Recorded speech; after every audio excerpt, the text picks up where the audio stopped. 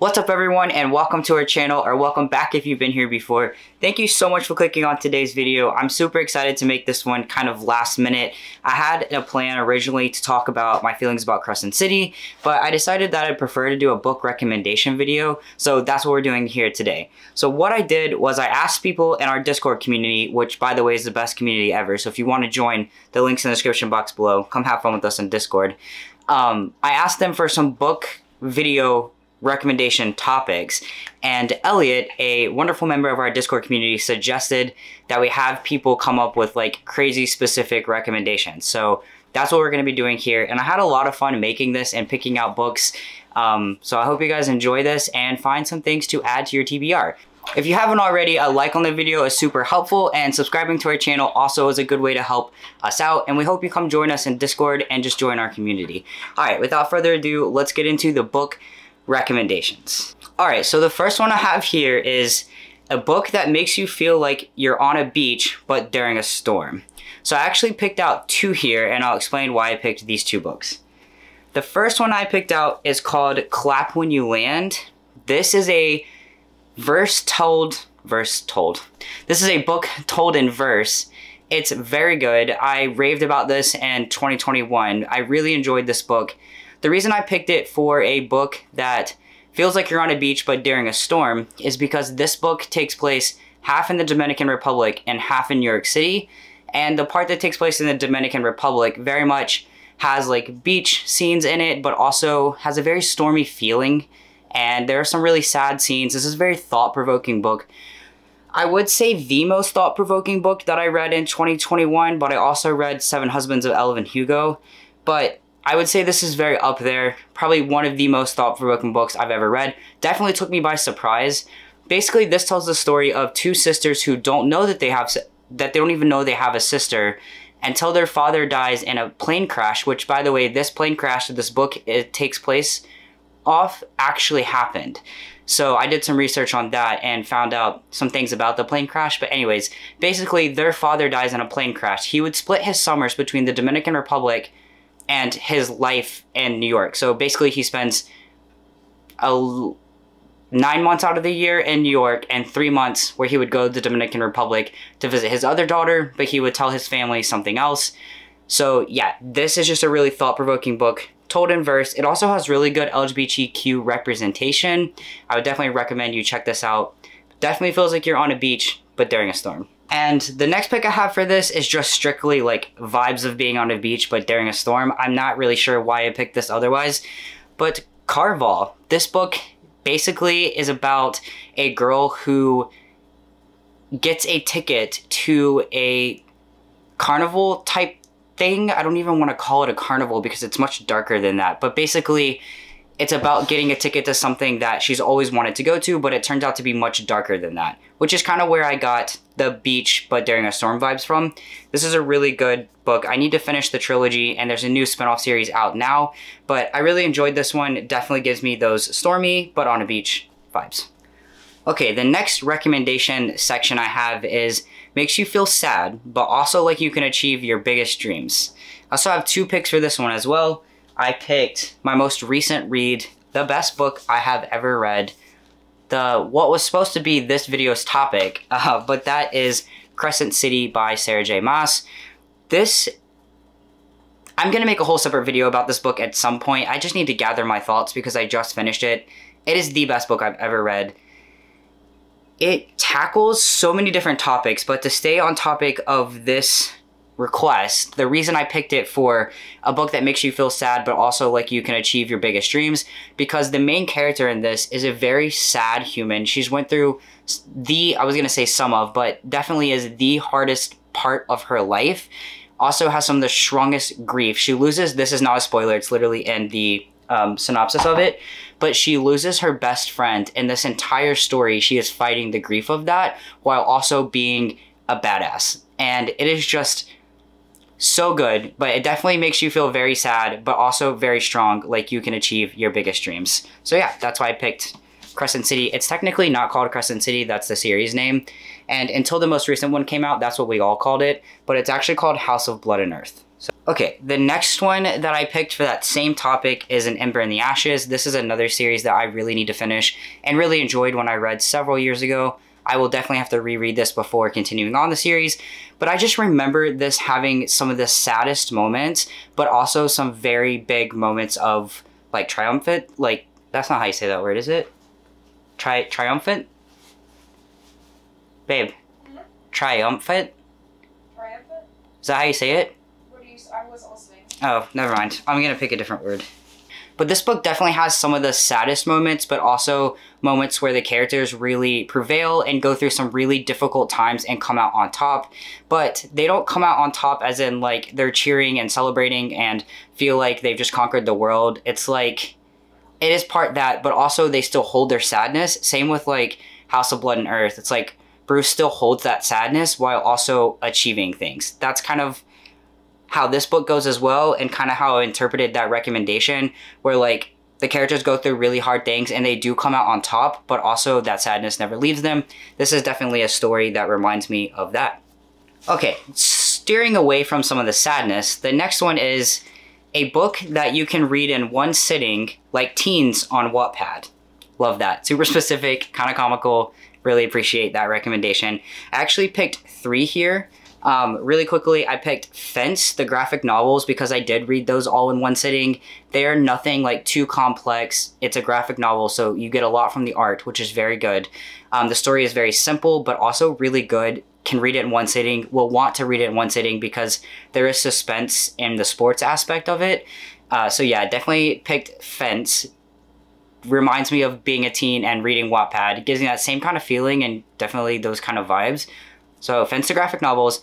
Then next I picked Rock, Paper, Scissors. I know, complete left turn from Fence, but this is a book that I could not stop reading. It has no Wattpad vibes, but reminds me of those days where I would just endlessly scroll through books on Wattpad and read them very quickly because they were really simple. This is very simple thriller. I can't really explain this book without giving anything away. It's basically a marriage gone wrong, and when that marriage starts to fail, they go on a trip out in the wilderness and things just unfold very quickly. It's like this free trip that the wife earned, and her husband go on it, and like this has the biggest plot twist of a book I have ever read before. I read it so quickly, could not stop turning the pages, so that's why it reminded me of this prompt. Alright, the next one I picked for this prompt is Heartstopper. Definitely can read all of these in one sitting. You could read this entire series in one sitting, and has those Wattpad vibes, but a little bit more character development than what you typically get on Wattpad, though I do know that some really amazing stories have come out of Wattpad and have even ended up being published, and I really appreciate Wattpad for that. But this story just reminds me of that teen angst, what it's like to be an LGBTQ human, and going through that teen angst, and definitely reminds me of like just all the Wattpad vibes. I know this entire video is basically based off vibes. Casey asked me like how I was going to do this video, and I was like, I'm just going to do it off vibes. But this reminds me of being a teen, reading things in one sitting, and those Wattpad vibes. You should definitely check this out, this graphic novel series. It's very good. It's about LGBTQ exploration, being a teenager, that angst, but also trying to find yourself, and the heartbreaks and hardships that come during that specific period of your life.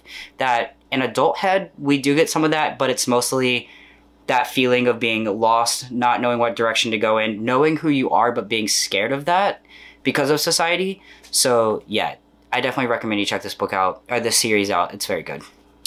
Okay, back to the doom and gloom kind of feelings. The next one I have is A Gloomy Day with Rain. So the first one I picked for this is The Guest List, because this is a take of my favorite book of all time. Well, I say that, but it's been overtaken by Crescent City. My favorite mystery book of all time, which is And Then There Were None. I actually like this spin of it better, but it does play on that same trope of And Then There Were None. All these people gather on this island for a wedding. It's told at multiple points of view. You're literally on an island with the worst storm coming. So there's a bunch of rain and doom and gloom. And also you find out at the very beginning of the story that someone is dead. You don't know who is dead, and you also don't know who killed that person. So all the rain, all the like dark scenes, creepy caves, beaches, one singular beach, just doom, gloom, all these feelings of like the past and betrayal. Yeah, just this was the very first thing that came to my mind. I really recommend this book if you like thrillers. Lucy Foley is a wonderful author. She builds suspense very well, but also has really good character development. The longer this book's been out, which has been about a year, the more divisive it's become, and not everyone has enjoyed it as much as I did.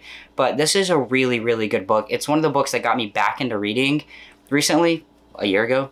So I definitely recommend it if you want a whodunit and then there are none-esque book where you don't know who killed somebody and you also don't know who's dead, but you have to be okay with multiple POVs and also multiple timelines. So yeah, very good book. Definitely doom and gloom, rainy type of feeling. With that same prompt, but the next book I'm gonna pick is Black Sun. The reason I picked this for this prompt is because this is a very doom and gloom story, but also like half of it takes place on a sailboat.